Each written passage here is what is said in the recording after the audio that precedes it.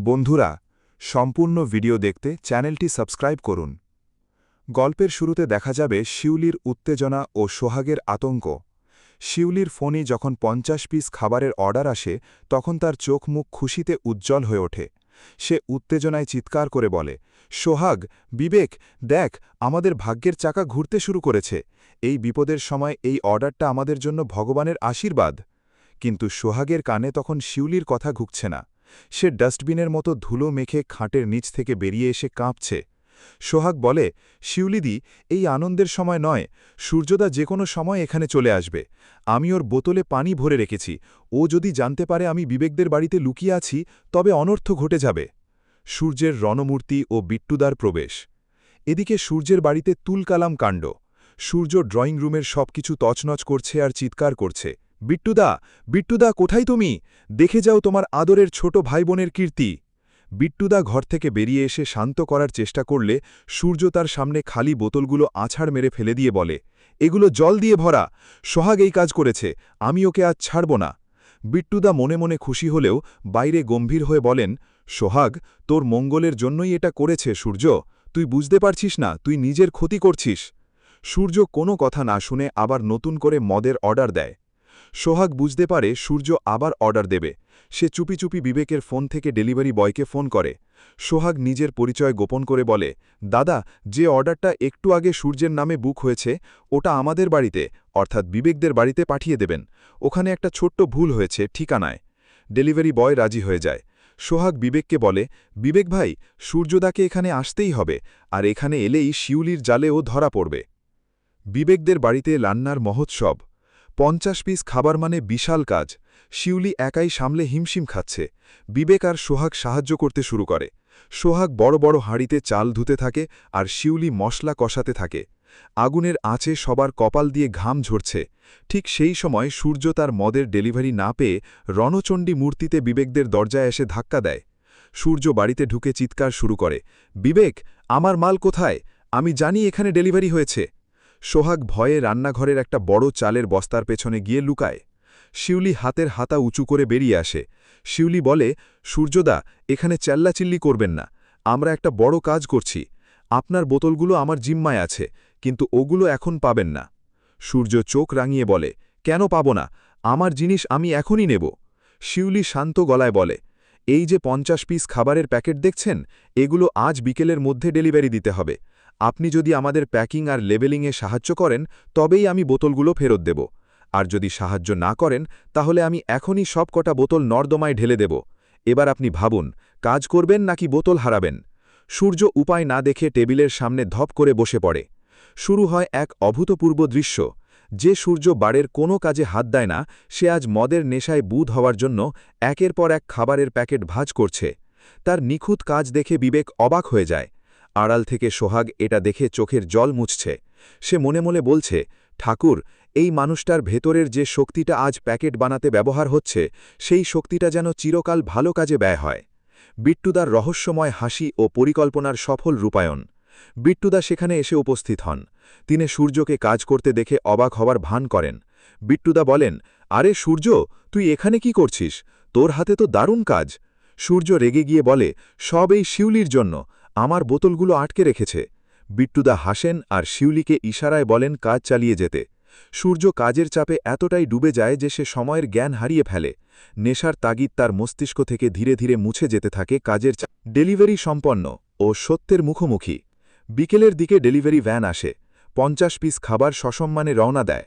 সূর্য হাঁপিয়ে হাঁপিয়ে বলে, এবার আমার বোতল দাও শিউলি। শিউলি একটা ট্রে সাজিয়ে নিয়ে আসে, কিন্তু ট্রেতে মদের বোতল ছিল না, ছিল গ্লাস ভর্তি ডাবের রস আর ফলের রস। সূর্য গ্লাসে চুমুক দিয়েই আটকে যায়। এগুলো তো ফলের রস, আমাকে কেন ঠকালে?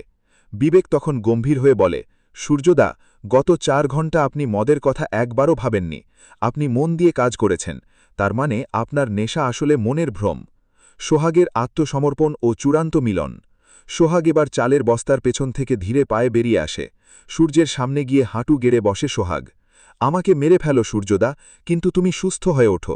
আমি তোমার খুনের নেশায় থাকতে চাই না, আমি তোমার ভালোবাসার নেশায় বাঁচতে চাই। সূর্যের হাতের গ্লাসটা কেঁপে ওঠে। সে দেখে সোহাগের সারা গায়ে ময়দা আর ধুলো লেগে আছে। সে বুঝতে পারে এই মানুষটা তাকে বাঁচানোর জন্য কতটা কষ্ট সহ্য করছে। বিট্টুদা শেষ ঘোষণা। বিট্টুদা সামনে এসে বলেন, সূর্য, এই 50 পিস খাবারের অর্ডারটা অন্য কেউ দেয়নি, আমিই দিয়েছিলাম, তোকে পরীক্ষা করার জন্য। তুই আজ প্রমাণ করেছিস যে তুই চাইলে সব পারিস। সূর্যির চোখের পাতা ভিজে আসে। সে সোহাগের হাত ধরে তাকে টেনে ওঠে। বাড়ির বড়রা সবাই দরজার আড়ালে দাঁড়িয়ে এই দৃশ্য দেখে খুশি হন। সোহাগের আদর আর শাসনের জয় হয়। শিউলি আর বিবেক একে অপরকে জড়িয়ে ধরে হাসে। বিট্টুদা বলেন, আজকের রাতটা আমাদের পরিবারে নতুন সূর্যের উদয় হল। বিট্টুদার এই কথার পরেই যেন পুরো বাড়ির থমথমে পরিবেশটা এক মুহূর্তে পাল্টে যায়। সূর্যের হাত থেকে মদের গ্লাসটা ঝনঝন করে মাটিতে পড়ে ভেঙে টুকরো টুকরো হয়ে যায়। আর সেই ভাঙা কাঁচের আওয়াজ যেন তার অতীতের সব নেশা আর অন্ধকারের চিরস্থায়ী অবসান ঘটিয়ে দেয়। সূর্য আর নিজেকে ধরে রাখতে পারে না।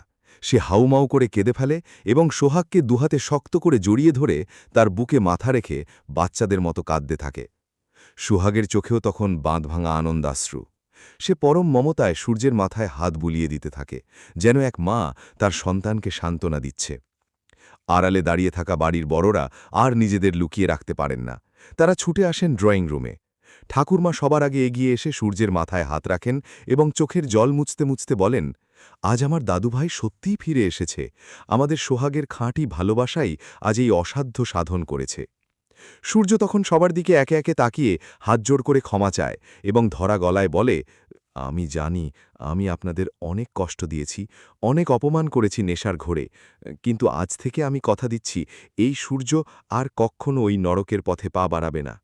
সে সবার সামনে ঘোষণা করে, সোহাগ আমার যে জীবন ফিরিয়ে দিয়েছে, আমার সম্মান বাঁচিয়েছে, আমি আমার শেষ রক্তবিন্দু দিয়ে হলেও তার এই আত্মত্যাগের মর্যাদা রাখব। সেই রাতের মতো সবাই এক বুক শান্তি নিয়ে ঘুমোতে যায়। অনেকদিন পর সূর্যের চোখে একটা নিশ্চিন্তের ঘুম নেমে আসে, আর তার পাশে বসে সোহাগ একদৃষ্টে তাকিয়ে থাকে তার ভালোবাসার মানুষটির দিকে। আনন্দে তার যেন বিশ্বাসই হতে চায় না যে এই সুন্দর দিনটা সত্যিই তাদের জীবনে ফিরে এসেছে। পরের দিন সকালে জানলার ফাঁক দিয়ে একটা মিষ্টি রোদের আলো এসে পড়ে সূর্যের মুখে। ঘুম ভাঙতেই সে দেখে সোহাগ তার জন্য ধোয়া ওঠা চা আর বিস্কুট নিয়ে হাসি মুখে দাঁড়িয়ে আছে, যে হাসিতে লুকিয়ে আছে এক নতুন ভবিষ্যতের আশ্বাস। সূর্য চায়ের কাপটা হাতে নিয়ে সোহাগের হাতটা আলতো করে ধরে এবং গভীর চোখে তাকিয়ে বলে, তুমি না থাকলে আমি যে কোথায় হারিয়ে যেতাম সোহাগ। আজ থেকে আমার এই নতুন জীবনের প্রতিটি মুহূর্ত শুধু তোমার জন্য। সোহাগ লজ্জায় মুখ নিচু করে হাসে এবং বলে, আর বকতে হবে না, এবার তাড়াতাড়ি তৈরি হয়ে নিচে চলো, আজ ঠাকুরঘরে স্পেশাল পুজোর আয়োজন করেছি আমি। সূর্য স্নান করে এসে দেখে সোহাগ আয়নার সামনে দাঁড়িয়ে শাড়ি পরছে। তার ভেজা চুল আর সিঁথির সিঁদুর দেখে সূর্যের মনে এক অদ্ভুত ভালোবাসার জন্ম নেয়। সে পিছন থেকে গিয়ে সোহাগকে জড়িয়ে ধরে আর নিজের হাতে তাকে সিঁদুর পরিয়ে দেয়, যা দেখে সোহাগের চোখ খুশিতে ছলছল করে ওঠে। নিচে ব্রেকফাস্ট টেবিলে আজ এক অন্যরকম আনন্দের আসর বসেছে। বাড়ির সবাই একসঙ্গে খেতে বসেছে, যা গত কয়েক মাসে একবারও হয়নি। শিউলি আর বিবেক সুযোগ পেয়ে সূর্য আর সোহাগকে নিয়ে খুনসুটি শুরু করে।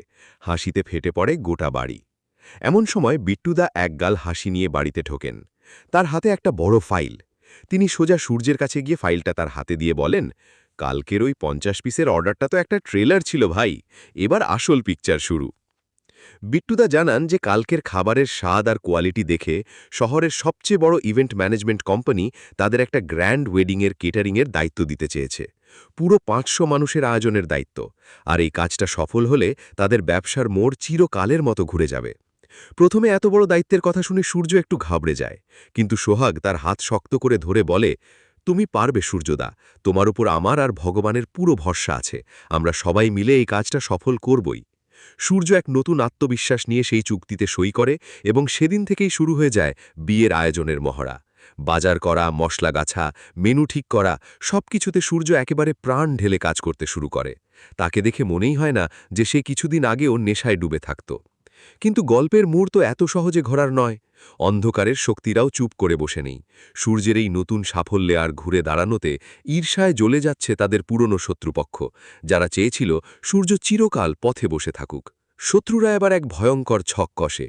তারা পরিকল্পনা করে যে ওই বিয়ের দিন 500 লোকের খাবারে এমন কিছু মিশিয়ে দেওয়া হবে যাতে শুধু কেটারিংয়ের বদনামই না হয়, সূর্যের নামে পুলিশ কেসও হয়ে যায়। বিয়ের দিন সকাল থেকে চরম ব্যস্ততা। প্যান্ডেলের একধারে বিরাট রান্নাঘর তৈরি হয়েছে, বড় বড় হাঁড়িতে রান্না চলছে, আর সূর্য নিজে দাঁড়িয়ে থেকে সব তদারকি করছে।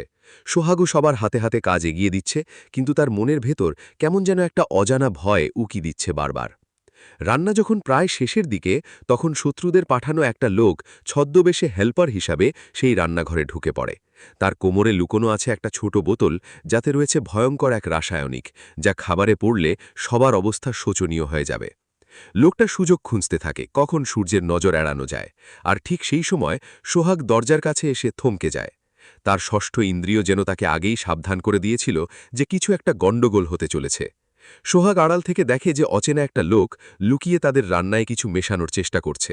সে বুঝতে পারে এটা সূর্যের বিরুদ্ধে কোনো বড় ষড়যন্ত্র, তাকে ফাঁসানোর জন্য কেউ এই জঘন্য চাল চেলেছে। সোহাগ এক মুহূর্তও দেরি না করে পিছন থেকে একটা বড় কাঠের খুন্তি হাতে নিয়ে লোকটার দিকে নিঃশব্দে এগিয়ে যায়। লোকটা যেই বোতলটা হাড়ির ওপর উপুল করতে যাবে, ঠিক তখনই সোহাগ সজোরে তার হাতে আঘাত করে। বোতলটা ছিটকে গিয়ে মাটিতে পড়ে, আর লোকটা ব্যথায় আর্তনাদ করে ওঠে। সেই আওয়াজ শুনে সূর্য, বিট্টুদা এবং বিবেক দৌড়ে রান্নাঘরে আসে। তারা দেখে সোহাগ লোকটাকে আটকে রেখেছে, আর মাটিতে পড়ে আছে সেই সন্দেহজনক বোতলটা। লোকটা পালানোর চেষ্টা করতেই সূর্য তাকে জাপটে ধরে, আর তার কলার চেপে ধরে হুঙ্কার দিয়ে বলে, কে তুই, আর কার কথায় তুই আমার এত বড় ক্ষতি করতে এসেছিলি? সত্যি কথা না বললে আজ তোকে আমি জ্যান্ত পুঁতে ফেলব। ঠিক এই চরম উত্তেজনার মুহূর্তেই পর্বটি শেষ হয়। দর্শকদের মনে এক বিশাল কৌতূহল জাগিয়ে যে এরপর সূর্যের শত্রুর আসল রূপ কি সবার সামনে আসবে।